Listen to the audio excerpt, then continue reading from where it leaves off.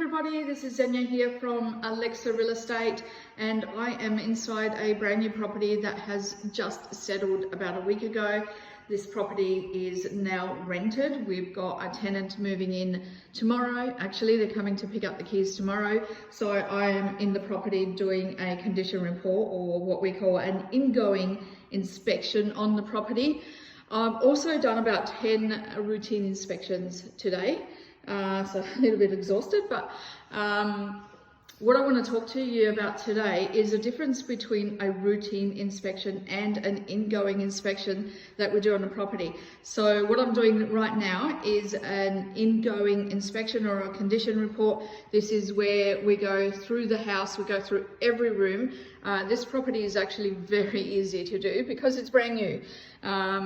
I think it only got built about a couple of weeks ago, well finalised at least a couple of weeks ago. It's had a professional clean. It absolutely has to have a professional clean in the property before we do an ingoing inspection. We cannot lease out a dirty property. When you lease out a dirty property, what you're doing is setting a precedence for the tenant to actually leave it dirty at the end of their lease, and this is exactly what you don't want. And not only will they leave it dirty, but you won't be able to do anything with it. You won't be able to charge the tenants any cleaning costs or any costs associated with rectifying that property if there was a precedent, obviously. Obviously, if you left it like that, they're going to leave it like that at the end of the tenancy as well. So this one's had, not only is it new, you'd think that they're clean when they're brand new, but they're not. They've got this really awful dust, like this red building dust all over, all over the windows. They're just a bit gross actually when you first get them back from the builder. So we've gotten a professional cleaner in here. I think they spent about 6 hours, they said, cleaning this property, cleaning the windows. So we get the windows cleaned on both sides. That includes like removing the screens and cleaning all of the windows. Just show you in the kitchen area, another thing that we get cleaned, there's me in the background. Another thing that we get cleaned is the tracks. So make sure that the tracks in the property are clean. Obviously that's brand new, that's all clean. So this is a brand new property. So one of the other things that we do is pick up all of the manuals. These are all of the manuals. They're actually coming back to the office with me. These are the manuals for how to work the air conditioner, how to work the oven, the dishwasher, everything that is actually on the property. So the reason why we do that is occasionally we get a maintenance request from a tenant saying, the air conditioner doesn't work. And if we send out a technician and we find that the tenant is actually operating that appliance in the wrong way, like for example, they haven't turned it on. Yes, we have had maintenance calls where our tenant has actually just not turned something on, or didn't know how to turn something on, didn't know how to press the on button.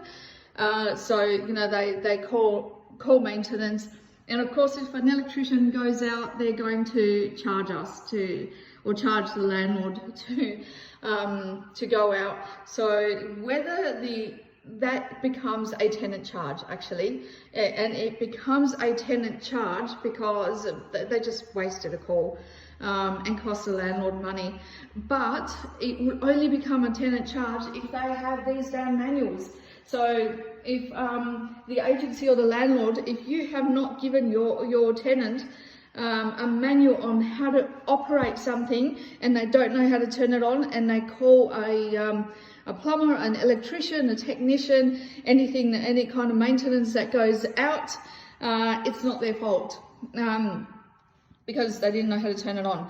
So not only do we take these back to the office and give them to the tenants, but we actually photocopy them. We keep the originals in our office. We give the tenants a photocopy, and we get them to sign that they have received a photocopy of that, so that we have a record that everything has been given to them.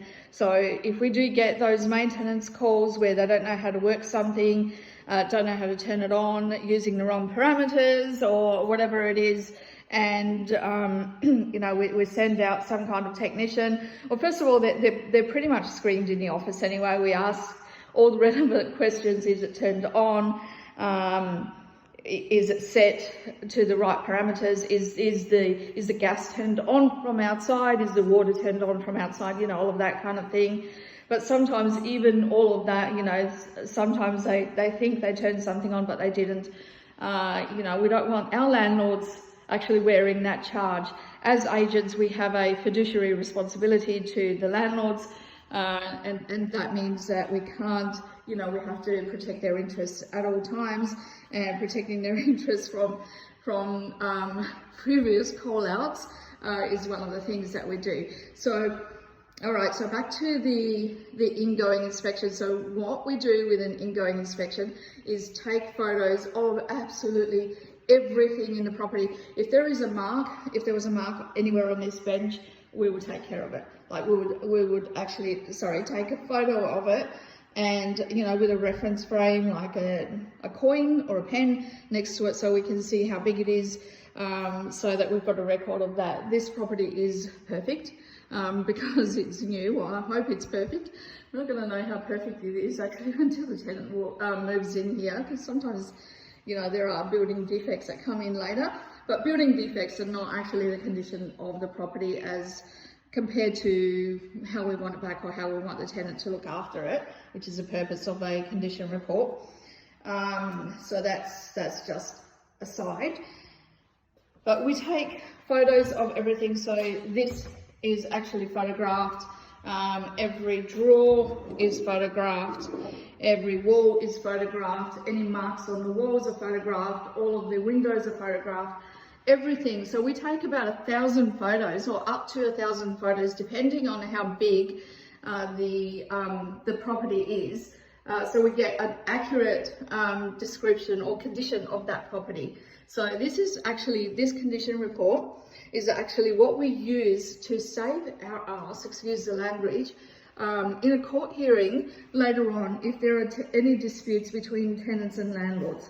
So at the end of the lease, if we come back and all of the windows are dirty, the floor's dirty and there's marks on the wall, this condition report is actually going to tell us that it was not like this at the beginning of the tenancy. And this is why in my previous video I actually mentioned that if there's something small, like if a PowerPoint has got dust on it, or you know, there's a bit of rubbish left behind or something like that, we actually remove it. We don't photograph that, and we do not record that in an ingoing inspection. That is going to get a set of precedents. If there's something a little bit more major, like red building dust all over the place, we get that cleaned. We do not want to record that in a ingoing inspection, because it's going to get set a precedents. And something like dirt, like if a property is really dirty, I have seen SACAT turn around and issue a $2,000 fine to a landlord because the tenant couldn't move in for a few days because they refused to put their furniture in a dirty house. So you've got to really, really be careful of stuff like that. You need to actually be renting properties in as perfect condition as you can for their age. You know, I do realise that some properties do not clean as well because they're older. You know, the carpet might be deteriorated and all of that kind of thing. You know, wear and tear aside, they should look their best for their age as they possibly could. So that is an ingoing inspection with up to 1,000 photos. With routine inspections, like I said, I did about 10 of them today. So this is the part where we do not come in and open every drawer and have a look at that kind of thing. So with a routine inspection, we get a general feel for the property. So we might take a few snapshots of the kitchen. We look at ovens and stovetops and bench tops and floors and walls and see if there's any property damage. One thing we do photograph in a routine inspection a lot is the bathroom. We want to see whether there is any beginning of mold growing in the bathroom. That is a common issue in property management. The ceilings, so we have a look at the ceilings of the property. When you have mold growing, they start off as these little star things that start growing on the ceiling, and then it turns into a huge mold issue. Once it turns into a big mold issue, it could become a landlord problem, because then it could be something like, you know, the airflow, SACAT could find that the airflow is not adequate or something like that. So we try and rectify that from the beginning. We always take photos of showers in a routine inspection, making sure that there's no mold in there. Look at walls, look at maintenance issues. If there's any maintenance issues, something not working, dripping taps, all of that kind of thing. There is a fine line between protecting the landlord in relation to our fiduciary responsibilities and bullying the tenant. Property managers need to make sure that the tenant is not bullied. And by bullying the tenant, I mean things like, you know, dishes in the sink. Telling a tenant, I think, that there is dishes in the sink is bullying. Telling a tenant that there is clothes in the laundry or clothes on the hanger outside is actually bullying, because you're actually criticizing the way that they're living. They're allowed to have dishes in the sink. They're allowed to have their clothes around. You know, they're allowed to actually live. So that is not the responsibility of a property manager. A property manager should not be bullying tenants and telling them that, you know, their laundry hasn't been done. Believe me, I've seen that done. I have actually seen property managers do stuff like that. That's just throwing your weight around and being authoritative, and that's going to come back to bite you at some stage. The tenant is probably going to trash that property or do something if you're throwing your weight around like that. So what we're interested in with routine inspections is the property, not the tenant. You know, we don't care how the tenant lives. We just want to see that the property is in a good condition, that it's being maintained, it's not being trashed, it's not being damaged, and it's reasonably clean, keeping in mind that the tenant is still living there. You know, if the windows aren't perfect, it doesn't really matter while they're living there. We want to get them back perfect at the outgoing inspection when they leave. So when the tenant actually vacates this property, I want to get it back pretty much in this condition as I'm giving it to them. But while they're living in here, I don't care if they haven't cleaned a window.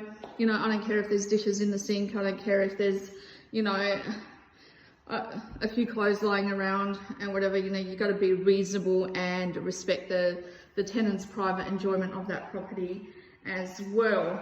I reckon that is all I need to say today. I look forward to the next one.